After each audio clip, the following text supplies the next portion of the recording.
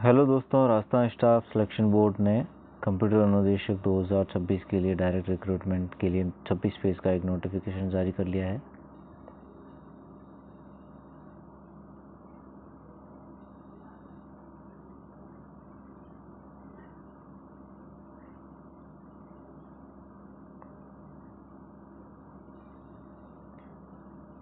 ये नोटिफिकेशन हमारा senior computer instructor और बेसिक कंप्यूटर इंस्ट्रक्टर दोनों के लिए रहने वाला है। दोनों के लिए जो वैकेंसीज़ है वो दोनों के लिए अलग अलग डिस्क्राइब है। जो हमारी माध्यमिक शिक्षा है, जो एजुकेशन डिपार्टमेंट है, उसके लिए जो वरिष्ठ कंप्यूटर अनुदेशक है वो जिसकी 300 पोस्ट हैं यहाँ पे मेंशन है। और जो अपनी बेसिक कंप्यूटर अनुदेशक है उसके लिए 3415 पोस्ट है। और संस्कृत डिपार्टमेंट के लिए वरिष्ठ कंप्यूटर अनुदेशक 22 पोस्ट है और बेसिक कंप्यूटर अनुदेशक की 214 पोस्ट है। और टोटल जो पोस्ट है वो है हमारी 3951 और 3951 पोस्टों के लिए आज नोटिफिकेशन जारी कर लिया है RSSB ने। तो जो लोग इसकी प्रिपरेशन कर रहे हैं वो कृपया इसकी जो वैकेंसी लिस्ट है उस पर एक बार ध्यान दे दें। ये इसका अप्लाई करने का प्रोसेस है। आप अपनी SSO ID पे जाके अगर आपने OTR नहीं कर रखा है तो OTR पे एक बार रजिस्ट्रेशन करके एक बार 600 रुपये की फ़ीस है। 600 400 अलग अलग है कैटेगरी वाइज, वो आप देख के पे करके फिर आप अप्लाई कर सकते हैं।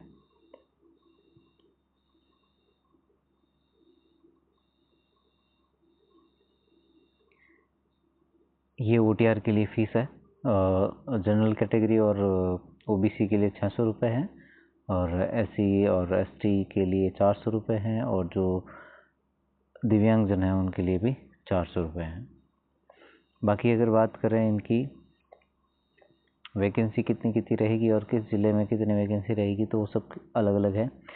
जिलेवार इनकी दे रखी है वैकेंसी। जैसे वरिष्ठ कंप्यूटर अनुदेशक की बात करें तो अजमेर, भरतपुर, बीकानेर, चूरू, जयपुर, जोधपुर, कोटा, पाली, उदयपुर, इन ज़िलों के लिए ये वैकेंसीज़ है। जो टोटल वैकेंसीज नंबर है वो है 268 वैकेंसी है वरिष्ठ कंप्यूटर अनुदेशक।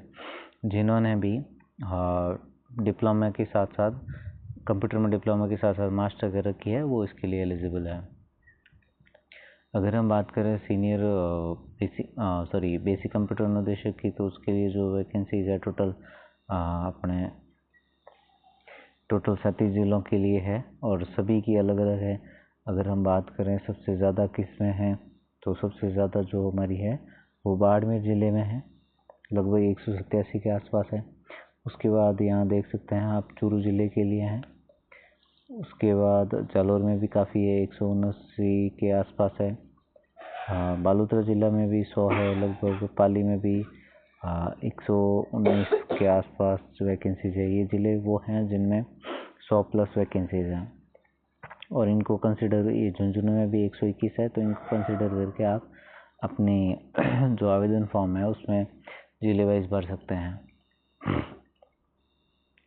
जो टोटल वैकेंसी रहने वाली है बेसिक कंप्यूटर अनुदेशक की वो है अपनी 2736 पोस्टों के लिए वैकेंसी होगी। हर एक ज़िले में अलग अलग वैकेंसी है। आप ज़िले की लिस्ट देखने के बाद ही इसको अप्लाई करें। और अगर संस्कृत डिपार्टमेंट की बात करें तो इनका एग्ज़ाम साथ में होगा लेकिन पोस्टें अलग से भरी जाएगी। ये इनका कैटेगरी वाइज अलग अलग डिस्ट्रीब्यूशन दे रखा है। सामान्य के लिए कितनी है, वरिष्ठ कंप्यूटर अनुदेशक की अनुसूचित जाति के लिए है, जनजाति के लिए कितनी है, OBC के लिए कितनी है, OBC अदर में कितनी है, आर्थिक रूप से कमज़ोर लोगों के लिए कितनी है। अगर रिजर्वेशन की बात करें तो उनमें कितनी है। बेसिक कंप्यूटर अनुदेशक के लिए अलग से है तो इसकी भी संस्कृत डिपार्टमेंट में अलग अलग 200 वैकेंसीज है, तो ये देख सकते हैं।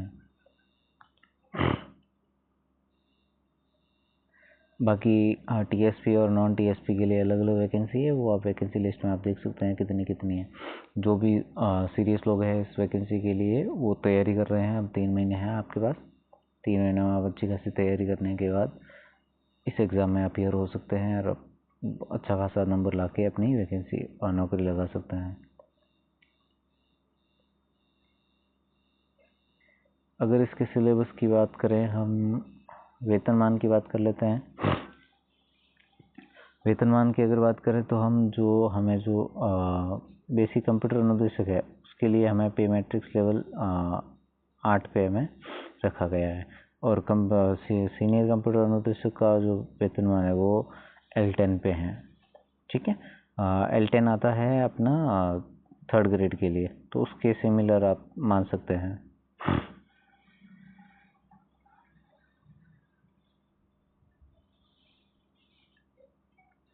2 वर्ष के लिए जो प्रोविशन होगा वो आपको निकालना पड़ेगा, उसमें फिक्स वेतन मिलेगा आपको, कोई भत्ता वगैरह नहीं मिलेगा, किसी भी प्रकार की कोई DA TA वगैरह HRA वगैरह कुछ नहीं मिलेगा, फिक्स वेतन मिलेगा 2 साल तक। जब आप स्थायी हो जाएंगे, स्थायीकरण होने के बाद में आपका जो पे मैट्रिक्स है वो लागू हो जाएगा।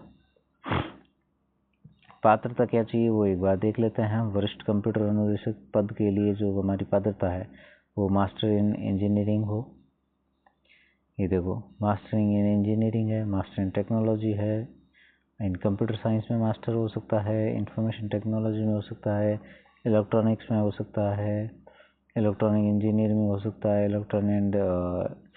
इलेक्ट्रिकल और इलेक्ट्रॉनिक में हो सकता है, टेलीकम्युनिकेशन में हो सकता है, इंस्ट्रूमेंटल इंजीनियरिंग में हो सकता है, MSc इन कंप्यूटर साइंस में हो सकता है, मास्टर इन कंप्यूटर एप्लीकेशन में हो सकता है, MCA B लेवल या C लेवल जो भी है, और इसके रिलेटेड अगर कोई गवर्नमेंट की आपके पास कोई डिग्री है तो वो काम आ जाएगी। बात करें बेसिक कंप्यूटर अनुदेशक पद के लिए, तो उसके लिए हमारे पास एक ग्रेजुएशन होनी चाहिए, A लेवल या PGDCA मिनिमम 1 साल की। उसके साथ साथ क्या हो सकती है, BE हो सकती है, BTech हो सकती है कंप्यूटर साइंस में, IT हो सकती है आपकी, इलेक्ट्रॉनिक एंड कम्युनिकेशन इंजीनियरिंग हो सकती है, और BSc कंप्यूटर साइंस में होनी चाहिए, BCA होनी चाहिए आपकी किसी भी यूनिवर्सिटी से इंडिया की, और इसके आसपास अगर कोई गवर्नमेंट की कोई आपके पास डिग्री है तो वो काम आ जाएगी।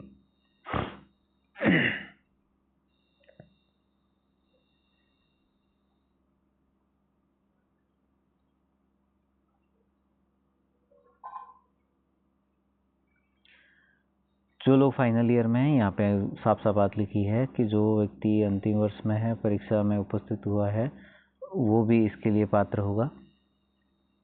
ठीक है, उसके लिए कुछ शर्तें हैं, वो शर्तें आपकी यहाँ पे नीचे लिखी हुई है। एग्ज़ाम से पहले आपका रिजल्ट आना चाहिए, ये सारी चीज़ें।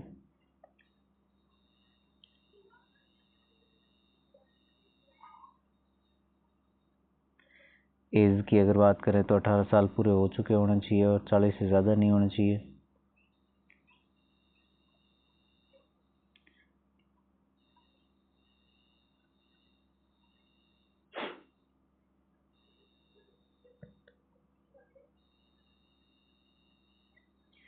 इस वैकेंसी के लिए अगर कोई विवाहित है तो उसका सर्टिफिकेट होना चाहिए, मैरिज सर्टिफिकेट, वो आपसे मांगा जा सकता है। शुल्क आपकी OTR पे जमा होनी चाहिए। जो एग्ज़ाम है वो आपको 22 अगस्त और 23 अगस्त 2 दिन होंगे। 22 अगस्त को बेसिक कंप्यूटर अनुदेशकों का वरिष्ठ कंप्यूटर अनुदेशक 22 तारीख को, और 23 तारीख को होगा अपना बेसिक कंप्यूटर अनुदेशक। और ये जो एग्ज़ाम होगा वो CBT बेस्ड होगा, कंप्यूटर आधारित परीक्षा होगी, या फिर OMR ऑफलाइन पर हो सकती है, दोनों ही ऑप्शन है। प्रवेश पत्र आपके SSO में मिल जाएंगे आपके रिक्रूटमेंट पोर्टल पे, जब भी RSSB से इस जारी करेगी। अगर कोई सरकारी नौकरी में है तो कृपया करके आवेदन करने से पहले अपने विभाग से NOC ज़रूर प्राप्त कर ले।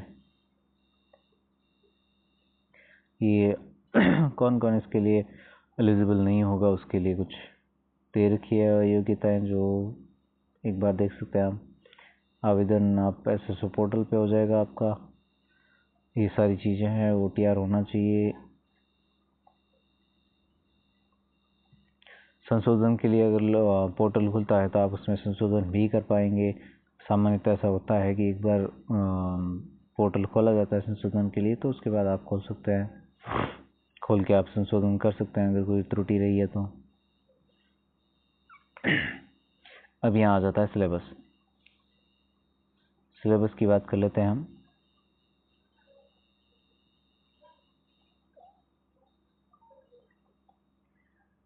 तो यहाँ पे हमारे पास 2 पेपर हैं। ये है हमारा सीनियर कंप्यूटर अनुदेशक के लिए, यहाँ पे लिखा है सीनियर कंप्यूटर अनुदेशक।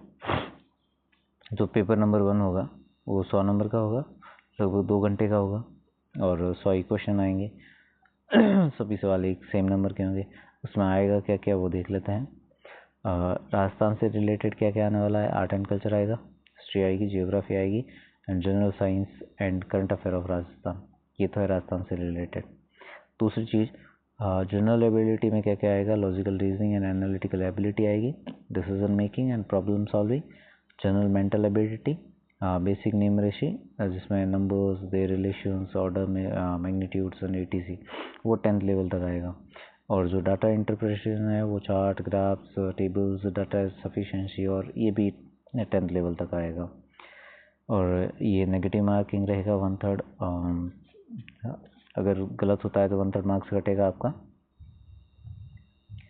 ठीक है।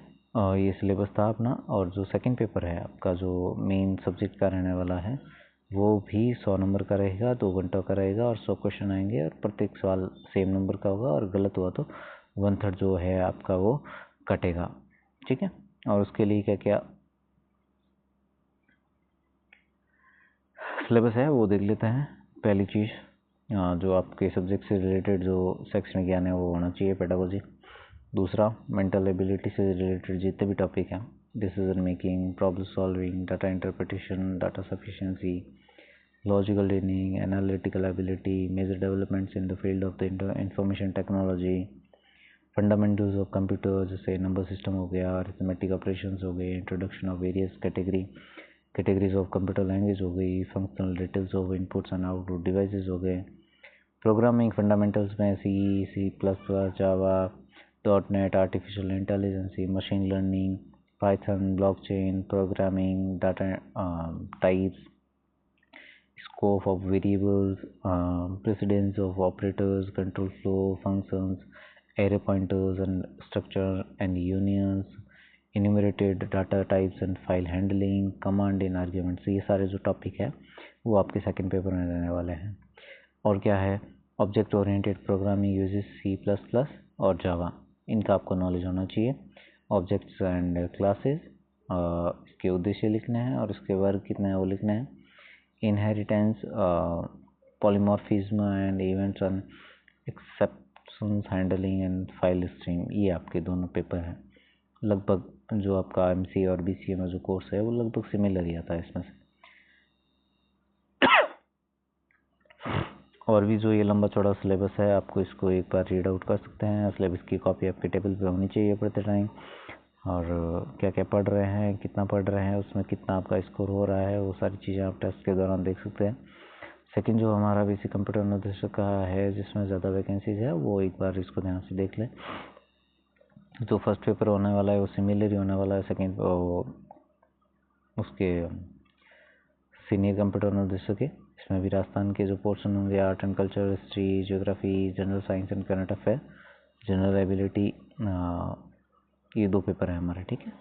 पहले में राजस्थान जी के आएगा, दूसरे में ये जो हमारी 5 पॉइंट है इससे रिलेटेड सवाल आएंगे, ठीक है। तो सिंपल सेकेंड पेपर को हम एक्सप्लोर कर लेते हैं एक बार। ये 100 नंबर का होगा, 2 घंटे का होगा और ईच क्वेश्चन इक्वल मार्क्स में आएगा और अगर नेगेटिव हुआ तो 1/3 कटेगा। ये सेकेंड पेपर के लिए है, ठीक है। क्या क्या 5 पॉइंट है वो देख लेते हैं।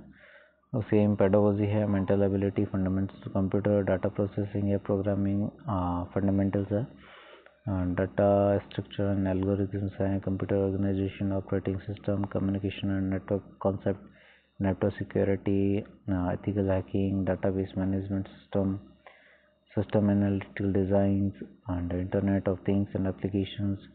ये जो सिलेबस है ये हमारा है बेसिक कंप्यूटर अनुदेशक के लिए, ठीक है बच्चों। ये हो जाएगा हमारा दोनों का सिलेबस है और इससे रिलेटेड ये 26 पेज का पूरा डॉक्यूमेंट है। RSS भी ने अपने साइट पे ये नोटिफिकेशन जारी कर लिया है। टोटल जो वैकेंसी जो नंबर है 3900 समथिंग कुछ है, वो उसको आप कंसिडर करके अपनी तैयारी कर सकते हैं सिंपली। ये देखिए यहाँ पे नंबर है 3951 200, और इसको टारगेट में रख के आप अपनी तैयारी करें। धन्यवाद।